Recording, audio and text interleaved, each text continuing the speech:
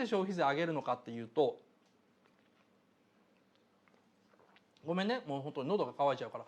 15% になるか 20% になるか、ひょっとしたら 25% になるのか、微妙なんだよ。でこれなんでかっていうと、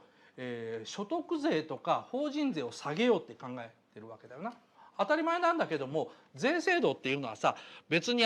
国民から巻き上げれば巻き上げるほど国が儲かって嬉しいって話じゃないんだよ。国っていうのは何かというと、経済が活性化してほしいわけだな。で経済が活性化するというのを、今の不況とか人口がだんだん減っていく中で、どうやって経済を活性化させようという方法論がいろいろあると。でお金持ちに優しい社会学って書いてあるけども、その通りで、所得税下げたいとか、あと法人税下げたいっていうのは、お金持ちに対してもうちょっと優遇したいわけだ。もしくは企業に対して。でなんでかっていうと、これも自衛手段で、結局金持ちとかさ、大企業グローバル企業っていうのはその国を離れて生きていけるわけなんだよ。であまりに僕たちが所得税で累進課税とか金持ちから取るようなことをやっちゃうと、結局金ガバッと持ってる人たちが日本国以外の、例えばニュージーランドでもいいしシンガポールでもいいし、そういうふうな国に行っちゃって、で僕らのところの本来国の税金として納めるべきとか、もしくはそこら辺の商店街で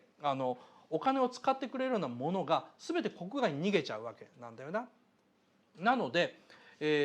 どうにかしてお金持ちとか企業に対して今までよりは優遇、少なくとも今は日本の企業もなんか日本の金持ちもまだなんとなく日本から離れにくいから日本にいるだけの理由であって、実は離れたくて離れたくてたまらないわけだ。だってもう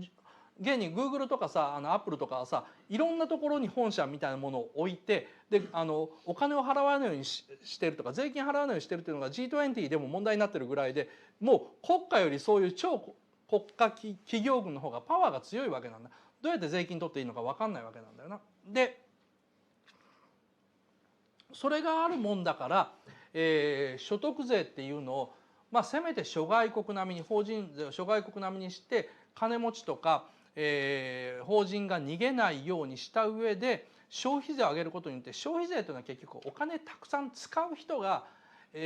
なんだろうな、税金を納めるんですから、そんなに貧乏人の負担にもならないだろうと。でその分消費税とかを取る代わりに社会保障というのを立て直ししようっていうのが、おそらく自民党の長期的な考えだと僕は思うよ。でそこら辺で確認取ってたら、ほぼそのラインだっていうのを、政治家のおじさんたちも言うから、本当か嘘か知らないよ。どれぐらい実は社会保障を厚くしようとしてるのかっていうのは、人によって政治家によって考え方全然違うと思うけども、全くゼロにして庶民を見捨てようとする政治家なんか一人もいないんだよ。そんなことやっちゃったら一瞬いいかも分かんないんだけども、絶対に国自体がひっくり返っちゃうからね。なので消費税増税前に何か買いましたかって言ったら、いや将来 20% か 25% になるから今更なっていうことと、あとはあんまり気にしないようにしてるね。電車賃とかそういうふうなものが変な値段になってきてちょっとややこしいからな。